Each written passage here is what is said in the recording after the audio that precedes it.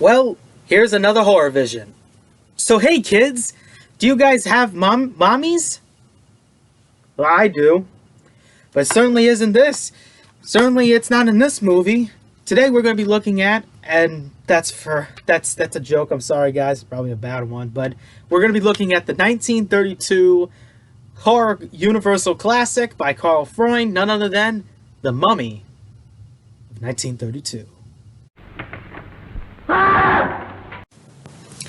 The Mummy was released on December 22nd, 1932. Really? December 22nd? Huh. I guess it was an early birthday or Christmas wish to from Universal. Director Carl Freund has created something that was pretty interesting here. As British archaeologists discovered the mummified remains of an Egyptian priest by the name of Imhotep, which is played by, you guessed it, Boris Karloff, along with a legendary scroll of Thoth. Thoth? Not going to question that. However, one of the archaeologists reads it out loud, and after rising the Egyptian prince himself, he goes insane, as well as, the mummy does escape. Several years later, he has taken the role of a disguise of a wealthy man by the name of Ardith Bey, trying to resurrect the mummified princess by the name of Oxenamen. However, there was a problem, is that there is a reincarnation by the name of the lovely Helen Grosner, played by the lovely Zita Johanna, or Johan. I can't even pronounce it right. But this movie, if you're looking for the action, this is not really for you. This is more basically story-based. Not only that, these people did come out of the silent era, so their acting is both over the top and not much good. I kind of like Karloff. He still plays the role pretty well as both Imhotep and the disguised part of him, which is Ardith Bey.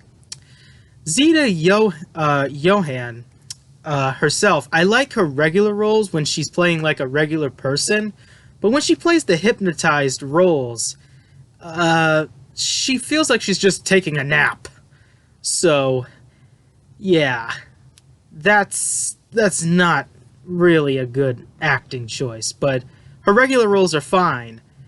But this thing has got a bunch of feedback due to the fact that it's, well, in people's eyes, boring.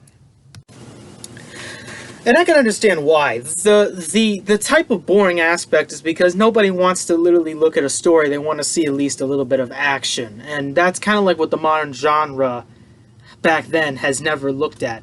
But when some people back then watched this movie, they actually were both scared, but they were also pretty much happy to see this movie as well. Karloff's performance is still a really good performance, and there are still some actors from Dracula and Frankenstein to make the move. The makeup artist parts of Jack Pierce from Frankenstein actually comes inside the Mummy.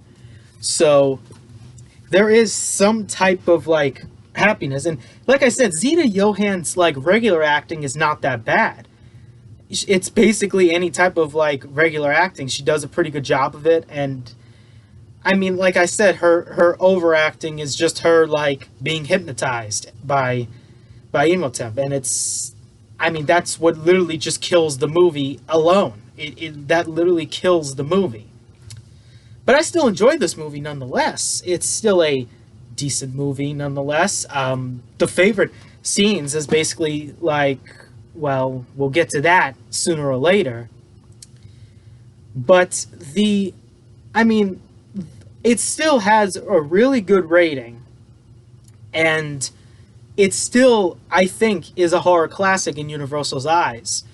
I mean, if you want to look at the Hammer 1959 version starring Peter Cushing and Christopher Lee, then yeah, you can watch that. Or you can watch the Brendan Fraser version from 1999, which is probably my favorite out of all of them. I still like the 32 version, but the 1999 version just has kind of the story and a lot of the action. So it's pretty much a mixed bag for me. But I mean, I still enjoy the original because I always think that the original surpasses the remake because it always does. Come on, people, it always does.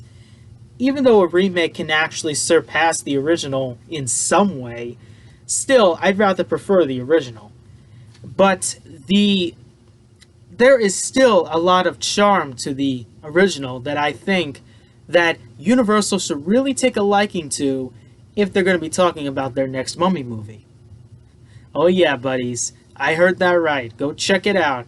Go check it out on the Google News for all I care. Yeah. Let's just talk about them. Let's just talk about the 1932 movie. If you want to go like ratings for like a little bit, 93% of people have actually liked this film, and I'm one of the fans. This thing has got a 7.1 out of 10 of IMDb and a 93% on Rotten Tomatoes. Something from 1932 was really good. And when you actually look at the scenes, the terrifying scenes that come into play, people would say, oh, what's so scary? How about being buried alive, wrapped in bandages that you basically would get from the Walgreens store, and literally locked inside your own grave that has your face on it, and your men that buried you alive were impaled by spears?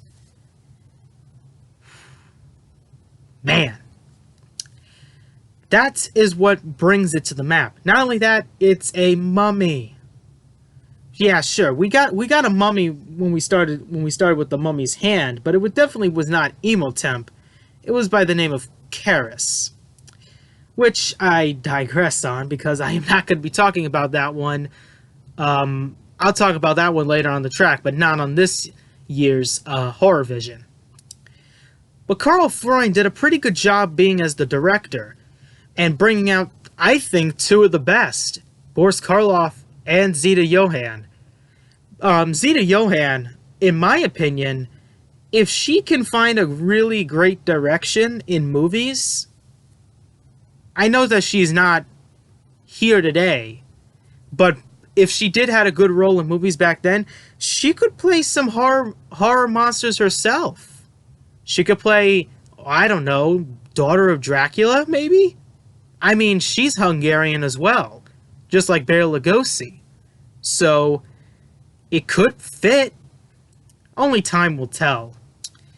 And for time, let's talk about how the time passed after this film.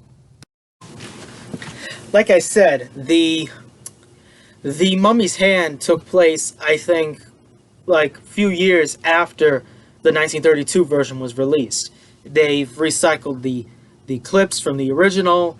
They put in new characters, a new storyline, and if you want to go even more time past, there were more mummy movies back then. Some of them were good, others were not. I'd rather pick the Hammer 1959 version and the Brendan Fraser 1999 version, because they're both the ones that I'd rather pick, in my personal opinion. I mean, it's pretty much your basic opinion on what type of mummy movie that you think you like better. And trust me, not the 2017 version. Fuck that movie. Fuck it. Fuck it the hell. Fuck the Dark Universe. Fuck everything about that movie. But do not fuck with the three classics. Yeah, I still would recommend the Brendan Fraser version as the classic. Like three classics. Even though this one is a little bit more cheesier with its CG and it's got a little bit too much of a comedy-filled thing into it, and it's not most emphasis on the story like the 59 and the 32 version, it still had a story. It's just that it was rushed, in my opinion. It was rushed, and the curse was kind of dumb.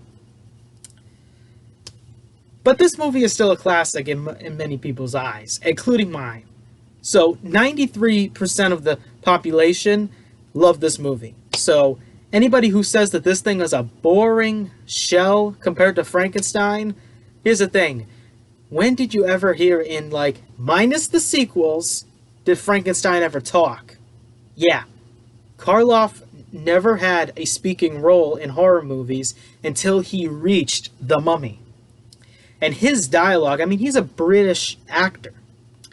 And he has a really great voice. I do appreciate the voice and the rest of the other stuff as well that he does.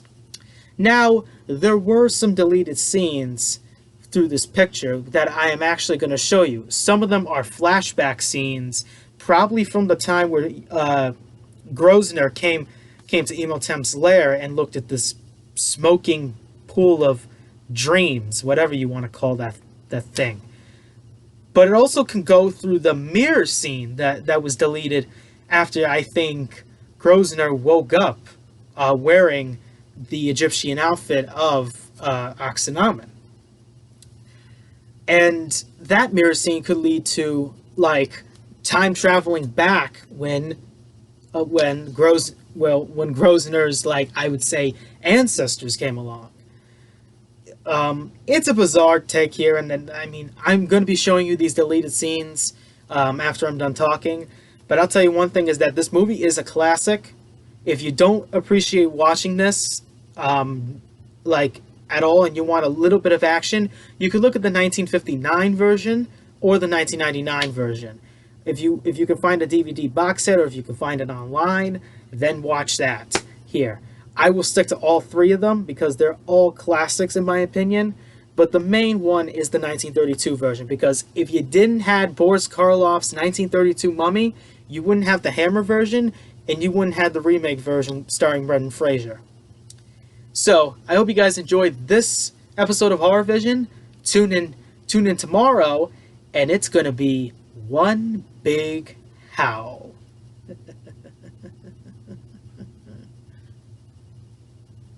What are you looking at?